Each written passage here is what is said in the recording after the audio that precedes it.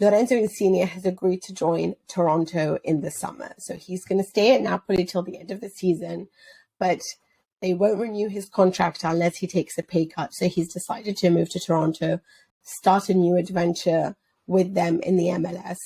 And it's an exciting move for him and his family. But obviously, it's been a huge talking point in Italy and across the world as to his decision to really go to the MLS. Is he too young? Or what happened from an ambitious point of view? Spalletti said that he's really glad to have him till the end of the season. He is the captain of Napoli. He is so important as a leader and as a chief creator, if you like, a beautiful player on the ball. Obviously, I've always had question marks about him, generally speaking. But I want to speak to you, Nicky, about what you think of his decision to join Toronto. I guess so early in his career, perhaps. Yeah, so you and I obviously have spoken about this, I guess off air, and you know how I feel about it. But I guess this just podcast haven't heard me talk about it, and I, you know, as you know, Mina, I sort of have quite a sort of, I don't know what to sort of describe it as, like I suppose a sort of a life-centered. Oh, you're right. I'm sorry. Yeah, it's all right. Yes. I have quite a sort of, I guess, a person-centered view on this, which is that I think we treat footballers so much of the time almost as if they're like robots who should constantly be driven by the things that we perceive as what they should be doing, right? So they should be purely motivated by being number one, and every footballer should have exactly the same mindset, and that should be all that they're focused on. And the reality is that they don't. Footballers are all individuals, they're all people, they've all got their own life stories going on. There are plenty, in fact, of footballers playing at the highest level who literally don't even like football. I think Benoit Assou-Ekotto spoke about that when he was at Tottenham. He didn't like football. Now, Insigne is not that. Insigne loves football. But I think, obviously, we're waiting for him to give his explanation at some point, which I'm sure will happen. He'll give an interview and he'll give a good conversation about it. But what I think is that I can really understand if you were born in a city, you grew up in that city, you spent almost your entire life in one city, and that city happens to be one of the most intense football cities in Europe, one of the places where if you are successful, you're the most scrutinized, you're the most sort of attention paid to you. I think Gonzalo Higuain talked about it, you know, even living as a footballer with means and being quite detached from lots of things. Like he could be in his own private home and going straight out onto the water, even like going out into the Gulf of Naples, and out of nowhere there'd be like boats of people being like, "Hey, Gonzalo," like, you know, talking to him. You really do have a certain lifestyle that is particular. Now, look, I'm not getting my little violin out and asking anyone to feel sorry for people either, because this is a huge privilege to be a footballer, to have that success, to have that opportunity. But I'm just trying to sort of put this position that I have, that footballers are also people, and he's been there all that time. I think you could certainly make a case that Insigne could look around at what he has in Naples and say, am I going to win more than I already have here? He's won the Coppa Italia. He's finished as a Serie A runner-up a couple of times. This season, maybe it looked for a while like they could win the league. Maybe they still could, but he's probably not going to win the league in Naples. It's a very hard thing to do there. And understand, at least from the outside, I can understand how you might want to change.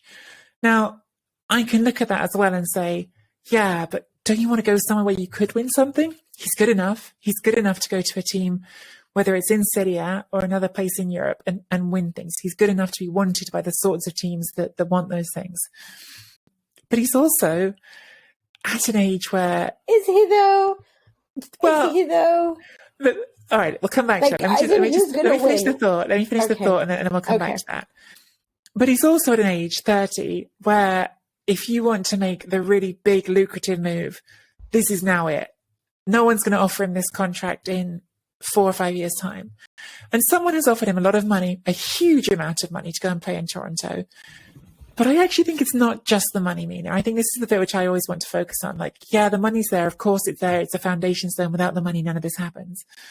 But I also just understand, as someone who myself in 2012 left my full-time position at The Guardian to go freelance so that I could go and live in America for a couple of years because I had an opportunity to do that living with an ex. And I thought, it's an adventure. Let's go do it.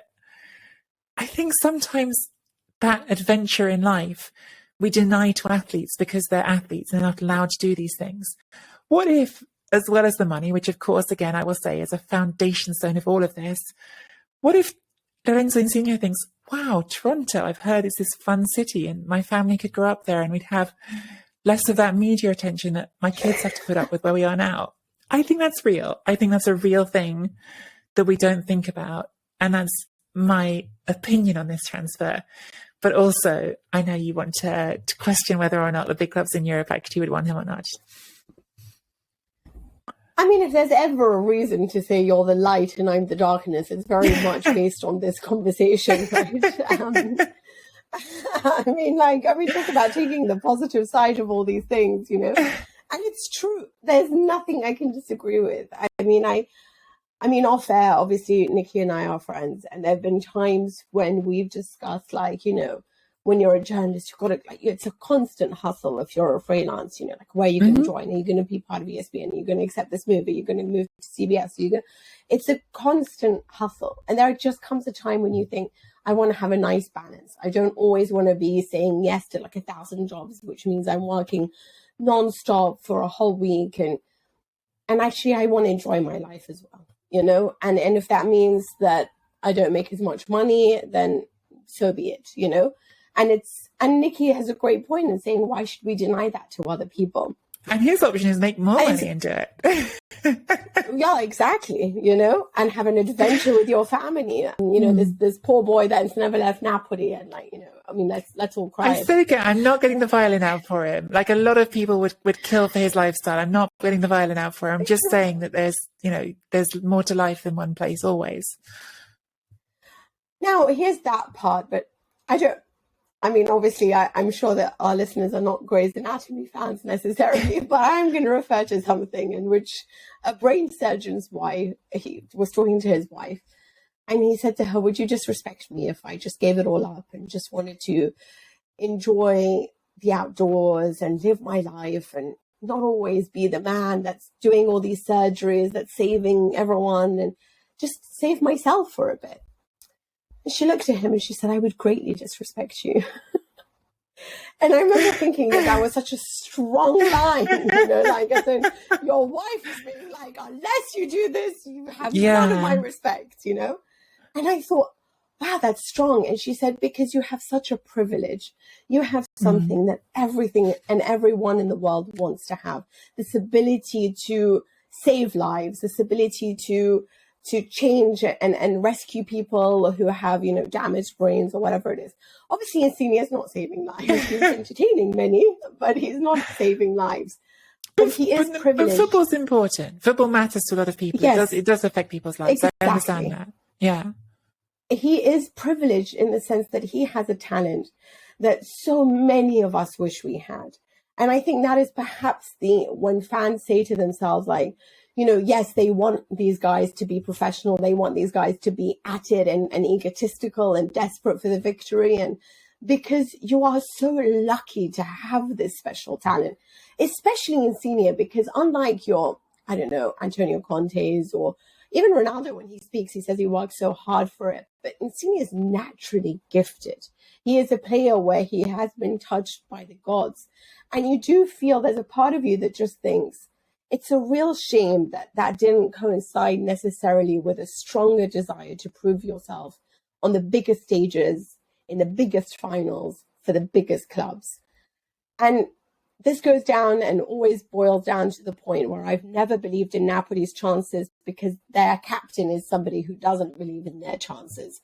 And he has every right to choose his happiness. And I will never begrudge any player to do that. You want to move to Toronto? You want to have one last huge paycheck when Napoli wants to pay you less? Yeah, I totally agree with that. I also want to be paid around 11 million, frankly speaking, to be a leader in a different... I'm you should prioritize your family's wealth, their happiness, and whatever it should be. But there is a part of us that you also have to understand that we wish we had your talents. And we wish we were capable of being the leader of Napoli, of taking an opportunity to play with Real Madrid or Barcelona or Liverpool or Manchester City. I think now he's too old to get those contracts. So I see why Toronto makes sense. I don't think anymore he's at a level where Liverpool will be looking. Liverpool or Manchester City, I'm worried that Kane is too old for these huge opportunities anymore, because now it's constantly younger and younger. We're seeing Jude Bellingham. We're seeing, Kylian Mbappe. I mean, in a second, Pietro Pellegrini is too old for anything in football anymore. Football's changed. And Insigne is 30. And for me, he's never shown on a mentality level to be the guy that makes the difference. When Napoli really need a leader to make the difference. He is beautiful on the ball. But there is that lack of grinta, and you see that in this decision to move to Toronto. I think it's detrimental also for the national team, because I cannot help but think that Mancini or whomever replaces him in the future might forget you. When Sebastian Giovinco chose to go to Toronto, he wasn't being played. You are still Insigne. You are still a Euro 2020 winner. You may not move to Liverpool or Manchester City, but there is an opportunity for you to still make the difference and be the leader that takes the club and builds it further. He doesn't want that. He hasn't been given that opportunity. He doesn't want to hustle for that. I get it.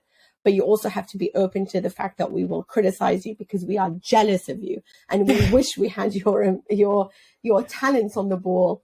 And perhaps we might have, won something with it. I love having these conversations with you, Mina, because I think you've expressed a perspective that's different to mine, that I still was nodding along with and thinking, God, that's a really interesting way of looking at it. And you bring me part of the way to your way of thinking as well. So you're awesome. Lorenzo Insigne. I know. Do you know one of the other things I did think about is I wonder, and again, so much of this is speculation until he talks about it, right? But I did wonder to myself how much winning the Euros this summer maybe made him feel more open to something like this, because now he has won something really big.